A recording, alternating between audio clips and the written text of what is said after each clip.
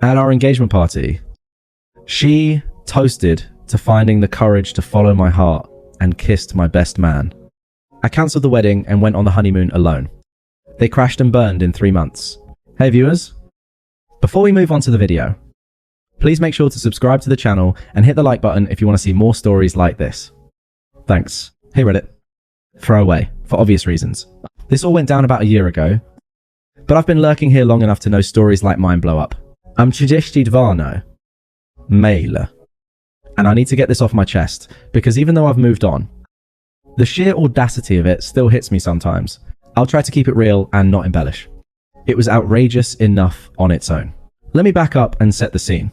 Emily and I met in college, freshman year bio class. She was this vibrant, ambitious girl from a chaotic family. Parents divorced young, sister always in some drama, and I was the steady guy from a quiet suburb studying engineering. We clicked instantly. She had big dreams of becoming a marketing exec, but life kept throwing curveballs. Layoffs, bad bosses, you name it. I was there for all of it. Flashback to about 3 years into dating. Emily got fired from her first real job after a merger. She was devastated, crying on the couch for days. I put my own career on hold, turned down a promotion. That would have meant relocating to help her regroup. I covered rent, cooked meals, even helped her revamp her resume and practice interviews. You're my rock, she'd say, pulling me close. I don't know what I'd do without you. Those words meant everything back then. I proposed 6 months later on a quiet beach at sunset because she always said she wanted something intimate. Not flashy. She said yes. Tears in her eyes. And we started planning the wedding. Fast forward to last year. I'd been grinding at my job as a project manager for a tech firm, pulling extra hours to save for the honeymoon. A week at a secluded resort in the Caribbean. Emily was finally stable in her new role at an ad agency, and things seemed perfect. Our engagement party was at a rented hall in the city. Nothing extravagant, just close friends and family. About 50 people. My best man was Jake, my buddy since high school. We'd been through everything. College parties, my parents' divorce, his messy breakup a few years back. I trusted him like a brother. He was the one who helped me pick out the ring. Even the night started great. Music playing, people mingling, toast going around. Emily looked stunning in this white dress she'd picked out. And I remember thinking, this is it. We've made it through the rough patches. I gave a short speech thanking everyone for being there, talking about how Emily had changed my life for the better. Then it was her turn. She grabbed the mic, smiling wide, and raised her glass. To all of you who've supported us, she started.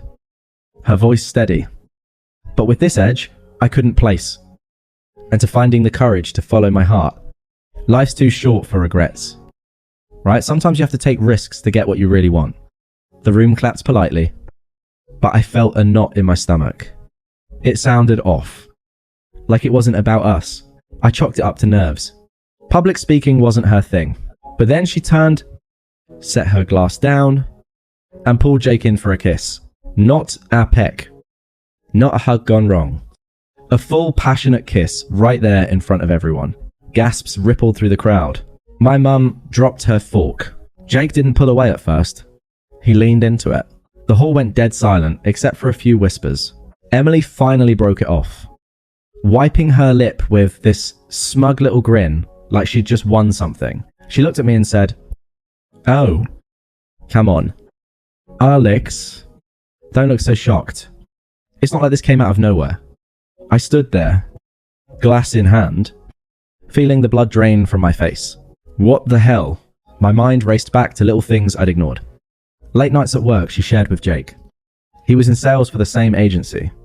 Inside jokes they'd laugh about. Her phone always face down. But this, publicly, at our engagement party.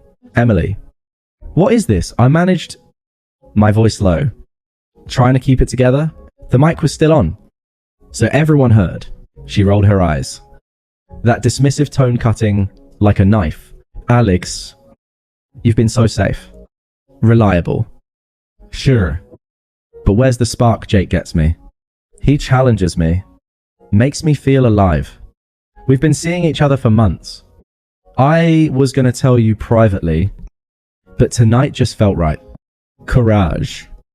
Remember, Jake shuffled awkwardly, avoiding my eyes. Dude, I'm sorry. It started as drinks after work. We didn't plan this. Emily laughed. A sharp, entitled sound. Please. Alex, you are always working late. Building our future. But I need more than stability. I need passion. Jake's not afraid to take risks, like me. You're great. But you're just not enough anymore. Her words twisted everything. She made it sound like my loyalty was a flaw. Like supporting her through her job loss was boring. The room was staring. Pity from my side. Awkward avoidance from hers. Her sister, Mia, smirked from the corner like this was entertaining. My aunt whispered something, but I didn't hear it. The betrayal wasn't just the affair. It was the cruelty, the public spectacle, turning what should have been our night into her stage. I set my glass down carefully, not slamming it. My hands were steady, even if my heart was pounding. I see, I said flatly. No yelling, no pleading. I turned and walked out past the stunned faces into the cool night air. Behind me, I heard Emily call, Alex, wait, we can talk about this. But I didn't stop. That was the last time I spoke to her that night. The drive home was a blur. I got back to our apartment. My apartment technically, since it was in my name, and sat on the couch in the dark. The ring box from the proposal was still on the shelf. A reminder of that beach moment. How did I miss the signs? I'd sacrificed weekends, date nights, even a chance to travel for work, all to be there for her. Flashback to last Christmas. She was stressed about family drama, so I surprised her with a weekend getaway. You're the best thing in my life, she'd whispered. Now, it felt like a lie. I didn't cry or rage. Just this numb confusion washed over me. Why publicly? Why with Jake, of all people? The unfairness gnawed at me. The way she twisted my reliability into an insult. Like being committed was a weakness. I scrolled through my phone, seeing missed calls from friends. Texts like, what the happened from my cousin, but from Emily. Nothing yet. Jake sent one, man. Call me. We need to talk. I deleted it. By morning. The shock settled into resolve. I called the wedding planner first. Cancelled everything. Venue. Flowers. Band. Most deposits were lost. But the honeymoon tickets were non-refundable. Booked in my name. I stared at the confirmation email. 7 days in paradise. Why not? I thought she'd always said it was her dream spot. But now it would be mine. Alone. I packed a bag, methodically. No rush. No drama. Her stuff. I boxed it up neatly and left it by the door. Then I changed the locks just in case. Mutual friends started reaching out. I kept responses short. It's over. Appreciate the concern. No bad mouthing. No details. Let them figure it out. That afternoon, my phone rang. Emily, I answered, figuring one conversation for closure. No point in ghosting yet. Alex. Thank God you picked up, she said, her voice a mix of relief and defensiveness. Last night was intense. I didn't mean for it to go down like that. Intense? I echoed, keeping my tone even. I was in the kitchen, pouring coffee, acting like this was a normal chat. Look, Jake and I, we connected at work. You were always so focused on the long term, saving every penny. It's admirable. But I felt trapped. Like life's too short. You know, I needed to follow my heart. Like I said in the toast. You understand? Right? We can still be civil about this. Her logic was warped. Flipping the script like my efforts were the problem. Trapped. Emily, I supported you through everything. Your job loss. The moves. That was me following my heart. She sighed. Impatient. Sir. That's it. You're too nice. Too predictable. Jake pushes me to be better. He's spontaneous. We talked about eloping. Even this isn't about you being bad. It's about me needing more. You'll find someone who appreciates your stability. The smugness in her voice. The way she justified betraying me with my best friend as self-growth made my jaw clench. But I didn't snap. I get it. I said calmly, "We're done." Wait. What about the apartment? The wedding stuff? We need to divide things. Her tone shifted, like she expected negotiation. Handle your share through email if needed. Goodbye. Emily. I hung up. Blocked her number. Then Jake's social media. Unfriended. Blocked. Gone. It was like erasing them from my life in a few clicks. The next few days were quiet agony. I took time off work. Wandered the apartment, replaying the party in my head. The confusion lingered. Was I really that blind? Friends dropped by with beer and sympathy, sharing bits they'd heard. Apparently, the affair started months ago.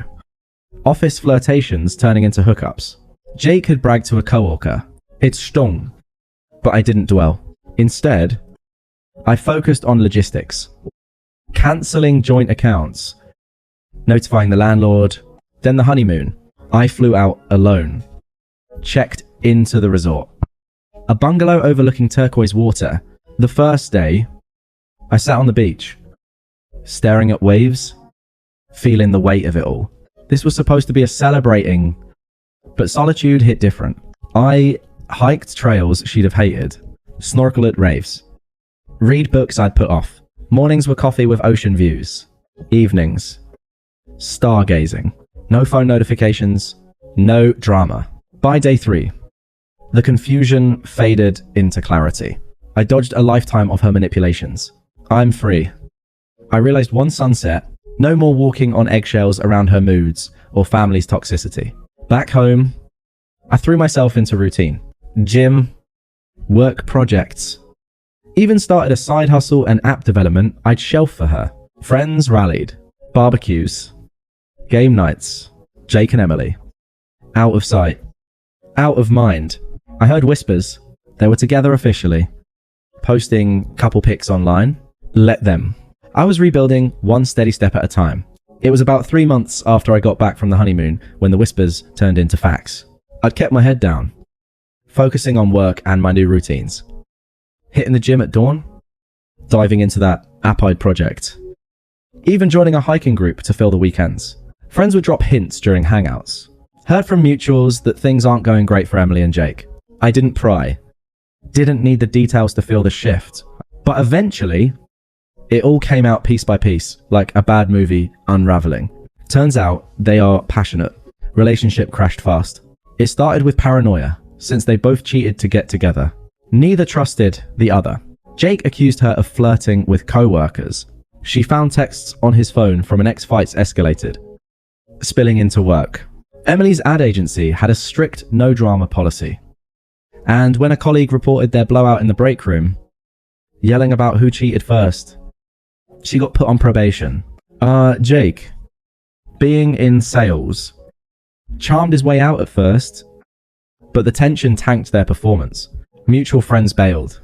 Most sided with me after hearing the full story. Cutting them off from barbecues and group chats. Her family. They enabled it. Of course. Mia posting shady memes online about true love winning. But even they couldn't spin the mess. Then Emily got fired. A big client pulled out after hearing office gossip tied to her. And that was that. Broke and isolated. She started reaching out first through email since I blocked her phone. A long one titled, "We need to talk." Full of excuses. I ignored it. Then texts from a new number. Voicemails piling up. Her desperation ramped up quick. And soon her toxic circle got involved. It was like watching a script flip from smug cheater to frantic ex. The first real attempt came via text about a week after her firing. My phone buzzed during a work meeting. I checked later. "Alex, it's Emily. I know you're mad, but please hear me out. Jake and I, it was a huge mistake. He turned out to be controlling, jealous all the time. We broke up last month. I lost my job because of the stress. Can we meet? I miss what we had." I didn't respond. A day later, Another, come on. Don't be like this. Remember how I supported you through your parents' divorce? We were good together. Let's grab coffee and talk it out. Still nothing from me. That's when she escalated. Showed up at my apartment one evening, banging on the door. I was inside cooking dinner and froze for a second, but I opened it, keeping the chain on. Alex, she said, eyes red like she'd been crying. Her hair was messy, clothes rumpled. Not the polished Emily from the party. Thank God you're home. Let me in. We need to fix this. Fix what I asked flatly. Arms crossed, she pushed forward. Voice cracking. Us. Jake was a rebound. A stupid fling. I was confused. Okay, you were always so focused on the future. It made me feel stuck. But now, I see you were right. Stability is what I need. I've learnt my lesson. Please take me back. I'll make it up to you. Her words echoed her old justifications, but now twisted into pleas. I saw the hypocrisy. Blaming me then, needing me now. Emily, you followed your heart. Remember, life's too short. She faltered, then got defensive. Don't throw that in my face. I was emotional that night. Jake manipulated me into it. You're better than this. Better than him. Let's start over. I still have feelings for you. No. I said simply, we're done. I closed the door, locked it. She pounded a few more times, yelling, Alex, open up. This isn't fair. Then she left. But it didn't stop. Next came her family. Her mum called from a block number. Must have gotten my work line somehow.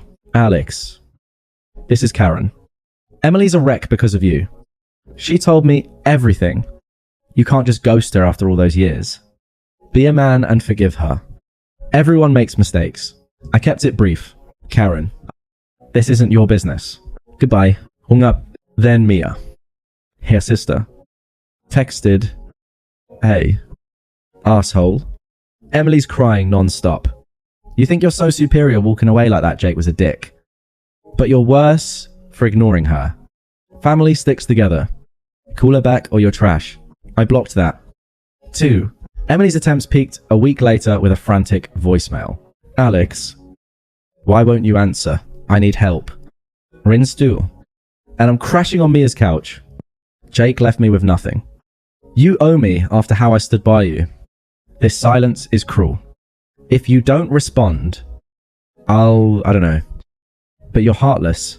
Her voice cracked into anger by the end, revealing the real her. Entitled, manipulative, no, remorse. Just demands. I deleted it, feeling nothing but confirmation. This is why I left. Friends confirmed the fallout. She was alone. Job hunting fruitlessly, reputation shot. Karma didn't need my help. It handled itself. Update, 1 year later. Reddit, if you're still following. I posted this a while back and the comments were wild. NTA. Dodge that bullet. All that. Well, here's the closure. It's been over a year now, and I've leveled up in ways I never expected. That app project, it took off. I quit my job to run it full time. Hired a small team. Even moved to a bigger place with a view. Gym routine stuck. I'm in the best shape of my life. Dating casually. Nothing serious yet. But I've met people who value loyalty without the drama. Life's steady, but exciting on my terms. No more sacrifices for someone else's chaos. Emily faded to irrelevance. I hadn't thought about her in months until last week. I was at a coffee shop downtown grabbing a latte before a meeting when she walked in. She spotted me immediately. Froze? Then approached with this forced smile. Looked rough. Tired eyes. Same rumpled vibe from before. Alex. Wow. Small world, she said. Voice shaky. You look great. Can I sit? I nodded once. Sipping my coffee. No warmth. Just politeness. What do you want? Emily. She sat, fidgeting. I wanted to apologize for real this time. The party. Jake. Everything. It was the biggest mistake of my life. I've been in therapy, working on myself. Lost friends. Still job hunting. Seeing you thrive. It hurts. But I get it now. Can we try again, even as friends? I miss you. Her plea hung there. Desperate. I saw the shift. She'd gone from smug to broken. Power reversed. But I felt nothing. No anger. No pity. Just detachment. Apology noted. I said calmly. But let's be clear. You said life's too short for regrets. Right? That you needed passion. Not stability. You followed your heart with my best friend in front of everyone. Now you're here because it backfired. She winced. Don't twist my words. I was wrong. Okay. You've changed. Successful. Confident. We could be that power couple now. I leaned back, mirroring her old logic right back. Say, that's it. I'm not predictable anymore. Not safe. But back then, my reliability was the problem. You needed risks. Challenges. Well, I took one walking away from you and it paid off. You're the one stuck now.